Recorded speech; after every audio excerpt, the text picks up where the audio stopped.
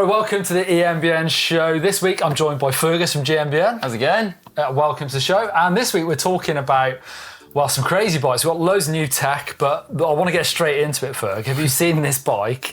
It's called the Blue Lans S11 ULT. I have not. Let me have a quick click on this. It's unique, I guess, is the word. But wow, you know what I want to get into is the price of this thing, because it really shocks me. I mean, it comes off last week's show where we were talking about that S-Works Levo that was $20,000, I believe, whatever that was in pounds, £18,000.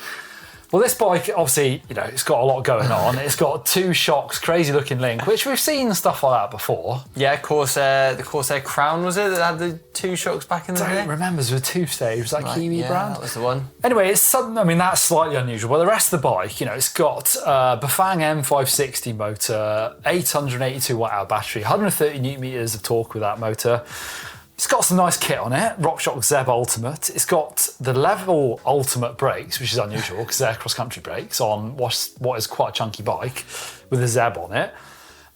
It's 27.5 front and rear, 2.8 tyres. Yeah, chunky tyres for sure. Weighs in at 23.5 kilograms. But what I'm getting to here, look at the price tag. $47,999. I mean, that's $48,000, you know. But unfortunately, Ferg, they're sold out, so I know you've got your eyes on this thing. But I don't get it. What's the deal with this? What I don't really understand, if you look at the rest of the websites, so Blue Lans are selling, I'll show you, you know, they've got other bikes listed on there. However, they're all sold out. So it makes me wonder if they've kind of just designed this bike to be a talking point so that people like us say, what the heck is this all about? Because there's nothing on there that justifies the price. You know, it is a carbon fibre frame that they've made or got made, but the rest of the parts you can buy elsewhere, and it does not add up to anywhere near that. Even with two shocks, I mean, I know one of them's looks like it's an Axis shock, but even with that, you know, 47 or 48 grand is... So I don't get it. I don't know if anyone can jump into the comments and tell me more about why these things happen. Like, why has someone designed this bike? Is it just to make some noise? Because it's not going to be positive noise, I wouldn't have thought.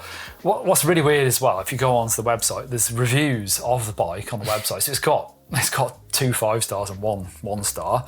But someone called John says, my neighbour got this bike and now my wife won't sleep with me. The excellence is too high with this bike. My neighbour Ron got this last week and he's been doing burnouts in his driveway all weekend. Like, I don't quite understand what's going on. Also, Marius Marking Long, unusual name there. It's a bit more expensive than a handful of bikes, but this is carbon fibre. You know what that means? Top of the notch and the best bang for buck on the market area. There's something lost in translation there. Yeah. If you are familiar with Rolls Royce or the highest level Egyptian cotton bed sheets, it's nothing different. I mean, I think, like you say, it's got to be maybe genius marketing. I mean, like, or potentially more like artwork where you buy it, you never actually ride it, but you get to say you own a Blue Lans, I guess. I guess so, but what doesn't add up either is all the rest of the bikes, which are much more normal looking, I've got to say. With Bafang motors, you still can't buy them. Like I said, they're all sold out, so I don't really understand what's going on here. They all seem to be fairly unusual specs, like 27.5 front and rear. You don't see a lot of e-bikes like that. So, yeah, let us know, especially if you've bought a Blue Lans S11 ULT for 48 grand. Is it a purchase you've regretted? I don't know. I'm not sure anyone's going to have one of these bikes. Well, it's sold out. Someone must have it. Right, getting into this week's news. There's loads of tech stuff, actually. This last week or two has been loads of good releases. Interestingly, E13 have launched this turbocharger race e-spec Spider, which is basically a Spider bash guard and chainring all in one, specific for e-bikes, so fully integrated. You can get this for Bosch SX, CX, TQ HPR50, Fazua Ride 60 and DJI Avanox motor systems. I actually think this could be pretty useful, particularly for bikes. I mean, not all bikes have kind of chain rings that stick out. Sometimes the motor is the first thing, or the bash guard underneath the motor is the first thing you hit. But actually, a lot of the smaller bikes, like any bike with the DJI Avanox, such a slim bottom to that bike, where you can smash into the chain ring. So it's a pretty good idea, I think. Adds around 220 grams-ish, but obviously that's all those components. You're ditching a Spider and chain ring for that. and costs £94.95 and €99.95. Don't have a dollar price for that, I'm afraid. Next up, we have new products from Garmin. We have the new Edge 550 and 850, and also a Phoenix 8 Pro. On the Edge 550 and 850, we have a brighter 2.7-inch colour screen with a battery life extended up to 36 hours in battery saver mode, 12 hours when using the most demanding features, which are the dedicated Enduro and DH modes, which we've seen on the eMTB Edge. So these have now been introduced onto the 550 and the 850. And we've also seen it launched on the 1050 a little while ago. The new 850 and 550 also come with the 5 Hz to help with the super accurate GPS. This also allows them to do timing gates, which I used back a few months ago on the Edge eMTB. Garmin also have added their Garmin Coach for training insights. So this is a sort of elevation of their training sort of profiles that you get when you do your various different rides and things like that. It gives you coaching on what type of ride you should be doing. This is now taking that to another step, really. And then loads of other features like trail forks, mapping data, and eMTB dynamics, giving you jump count, distance, and loads of other stuff. Jumping in the prices, the 550 is £379.99 and the 850 is £469.99. Also, it's good to know with those is they're basically the same unit except for the 850 is touchscreens. And also the new watch, the Phoenix 8 Pro. So this is the Phoenix 8 that I've been using for ages. The Pro is their premium watch, has all the features of this, which is absolutely tons. Same features you get across a lot of the Edges as well. But they've added the InReach technology, which I've used a lot on their mini InReach when I go for epic rides. It's got LTE and satellite network that gives you off-grid 24/7 emergency response capabilities. Like I said, it's usually in their InReach things. It's now on your watch. So if you're getting out epic places in the middle of nowhere, particularly by yourself, really good idea. And it's for your big adventures, I suppose. Next up, we have the Transition Relay, which is the lightweight long travel e-bike option from Transition. It has up to 30% off, along with a bunch of configuration options, including an alloy Dior build at $5,000 US, ranging all the way up to a carbon exo axis build at $8,000. So really is a lot of bike for your money right there.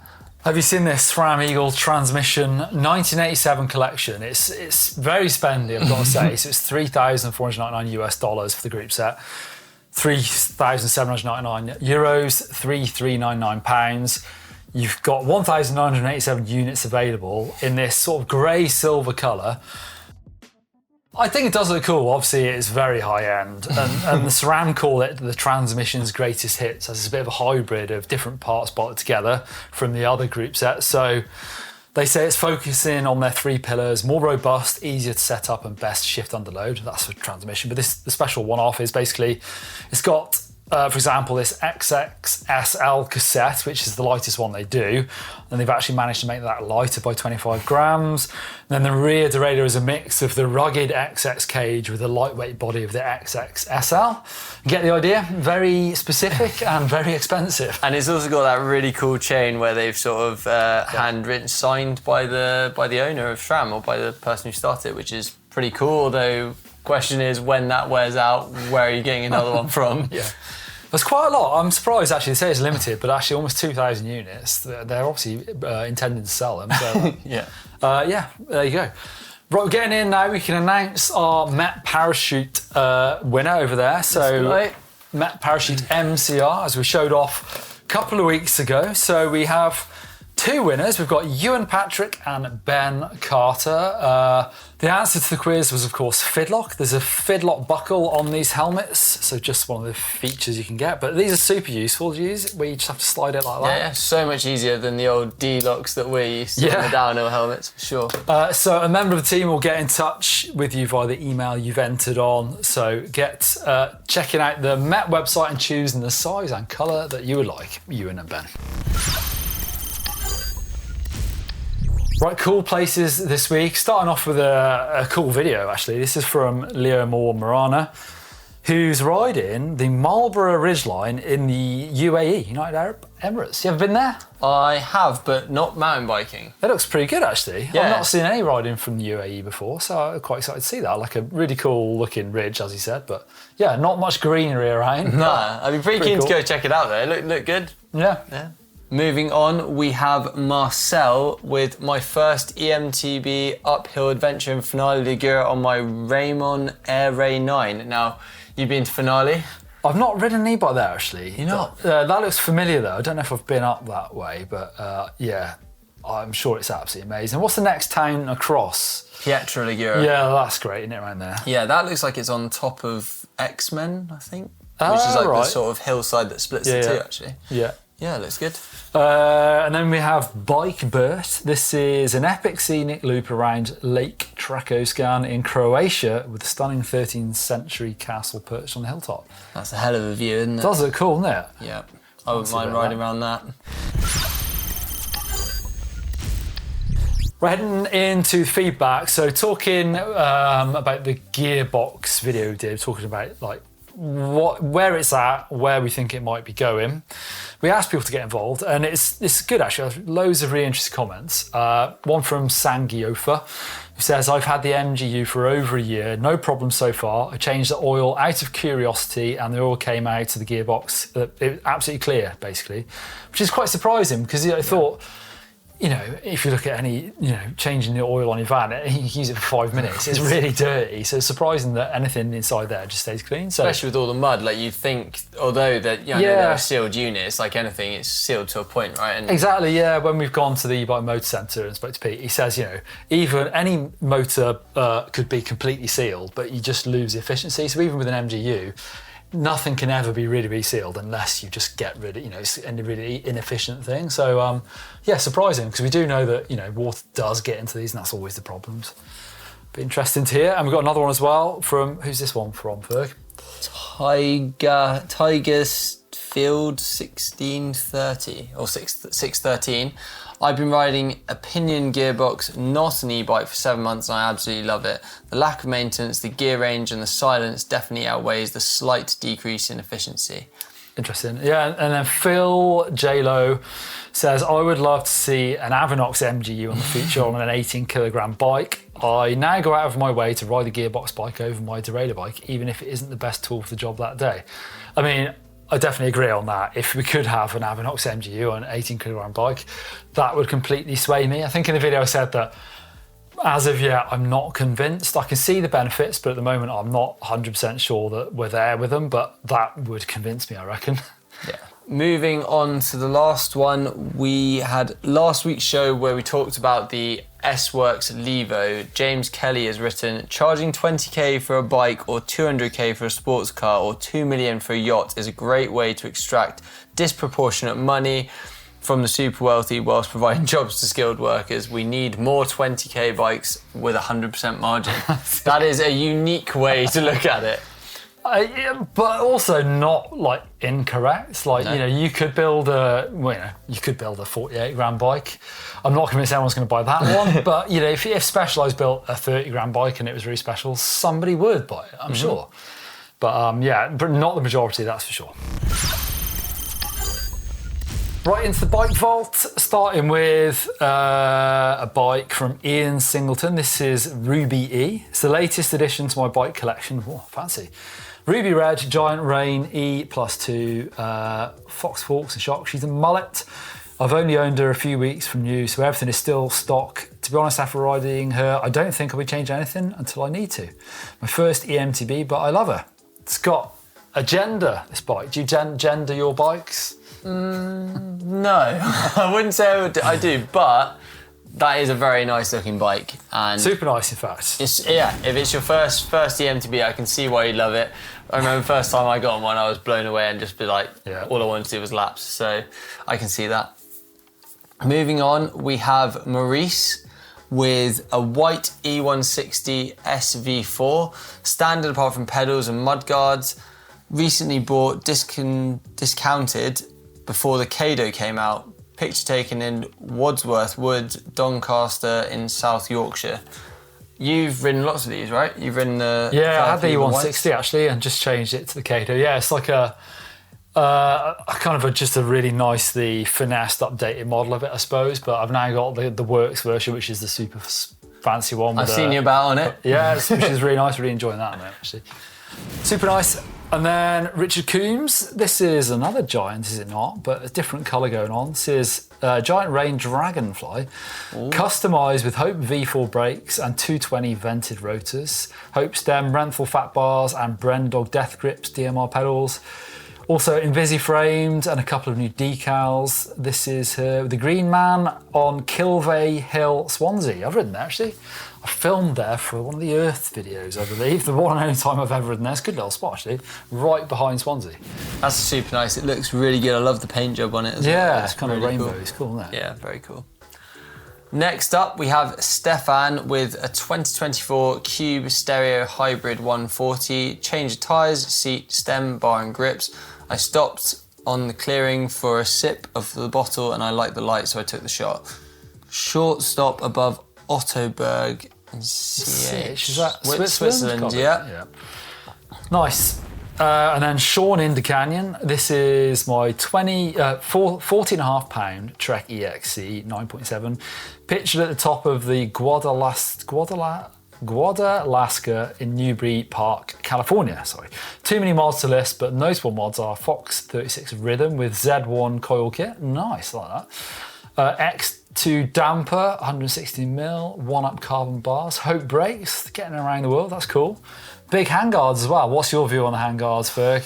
I want to like them, but I still think they need some refinement. I get them. Like when I was racing Enduro, I didn't run them, and now they've kind of got more refined and everyone's running them. I'm like, oh, why didn't I do that? I raced them, and in Pacifico, when you're smashing through really sharp bushes, actually pretty good. Makes sense. And protects your levers as well, which I think that's the main thing for me when I'm crashing. I like it. I think it's a super nice looking bike.